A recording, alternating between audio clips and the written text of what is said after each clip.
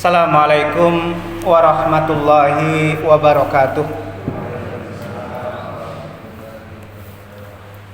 Alhamdulillah, alhamdulillahilladzi khalaqal mauta wal hayata liyabluwakum ayyukum ahsanu amala wa huwal azizul ghafur. Assalatu wassalamu ala nabiyyina Muhammadin wa ala alihi wa ashabihi ajma'in, amma ba'du. Ya ayyuhalladzina amanu taqullaha haqqa tuqatih wa la tamutunna illa wa antum muslimun. Pertama, kita bersyukur kepada Allah Subhanahu wa taala. Shalawat serta salam mudah-mudahan tetap tercurahkan kepada junjungan kita Rasulullah Muhammad sallallahu alaihi wasallam. Saya ingin mengulang sedikit hadis yang ke-492 yang kemarin sudah kita bahas. Kita ulas kembali. An Abi Sa'idin Al-Khudri, dari Abu Sa'id Al-Khudri, wa Abi Hurairah, dan Abu Hurairah, anin Nabiyyi sallallahu alaihi wasallam qala, dari Nabi sallallahu alaihi wasallam beliau bersabda, ma yusibul muslima min nasobin, tidaklah seorang muslim mengalami kelelahan, wala wasobin, dan tidak pula rasa sakit, wala hammin, dan tidak pula rasa gelisah, wala huznin, tidak pula rasa sedih, wala adha, dan tidak pula gangguan, wala ghammin, tidak pula duka, hatta syaukati yushakuha, hingga sekalipun hanya duri yang menusuknya, illa kaffarallahu biha min khotoyahu, melainkan Allah menghapus dengan itu dosa-dosanya. Jadi hadis Rasulullah sallallahu alaihi wasallam ini memberitahukan kepada kita, dan ini hanya bagi orang-orang yang beriman, tidak bagi orang-orang kafir, hanya bagi orang-orang yang beriman. Jadi kalau orang-orang beriman itu ditimpa rasa lelah, capek, sakit, gelisah, mendapatkan gangguan, sedih, berduka, bahkan kalau hanya terkena tusukan duri saja, kata Rasulullah sallallahu alaihi wasallam, illa kaffarallahu biha min khotoyahu, melainkan Allah menghapus dengan itu dosa-dosanya. Saya ulangi lagi, dan ini hanya bagi orang-orang yang beriman. Karena dalam riwayat lain Rasulullah sallallahu alaihi wasallam juga bersabda, an Abdurrahman ibni Sa'id, dari Abdurrahman bin Sa'id, an abihi qala, dari ayahnya ia berkata, kuntu ma'a Salman, aku pernah bersama Salman, wa'ata maridhan fi kindata, ketika itu ia sedang menjenguk orang yang sakit di daerah namanya Kindah, di daerah yang namanya Kindah. Falamma dakhala alaihi qala, maka ketika ia masuk menemui orang yang sakit tadi, beliau berkata, abshir, abshir, bergembiralah, fa inna maradul mu'mini yaj'aluhu Allahu lahu kafaratan wa musta'taban. Bergembiralah, karena sakit yang dialami orang yang beriman itu Allah menjadikannya sebagai kafarah dan pelajaran baginya. Jadi sakitnya orang yang beriman itu, penderitaan orang beriman itu adalah kafarah, menghapus dosa, wa musta'taban, dan pelajaran baginya.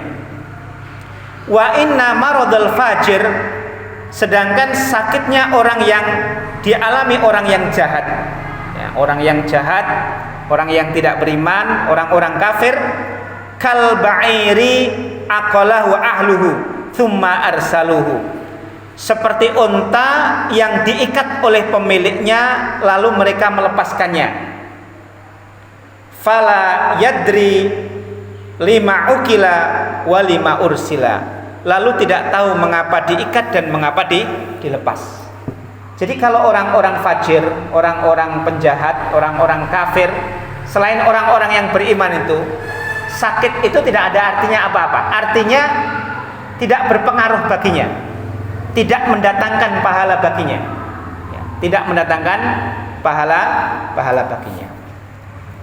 Hadis yang terakhir, an Abi Hurairah an Nabi sallallahu alaihi wasallam qala.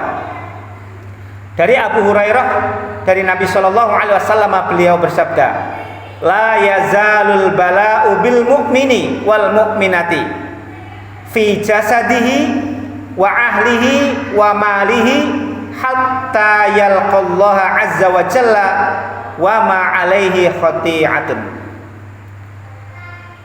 Rasul sallallahu alaihi wasallam bersabda, bala, al-bala itu berarti cobaan, ujian, musibah, tetap ada pada orang mukmin dan mukminah. Jadi seorang beriman, baik laki-laki maupun perempuan, orang iman itu akan tetap mendapatkan cobaan dari Allah Subhanahu wa taala.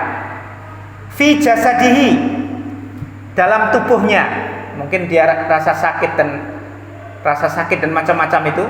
Wa ahlihi, keluarganya, musibah yang menimpa keluarganya. Wa malihi, dan hartanya.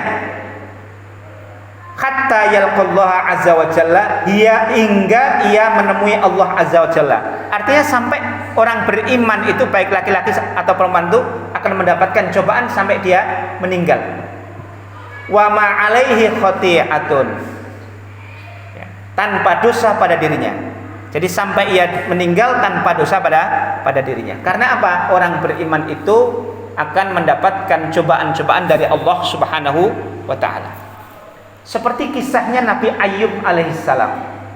Nabi Ayyub alaihissalam ini adalah seorang nabi yang mendapatkan cobaan yang luar biasa dari Allah Subhanahu wa taala. Dikisahkan beliau itu menikah pada usia 30 tahun. Jadi Nabi Ayyub itu menikah pada usia 30 tahun dan istrinya usianya 20 tahun.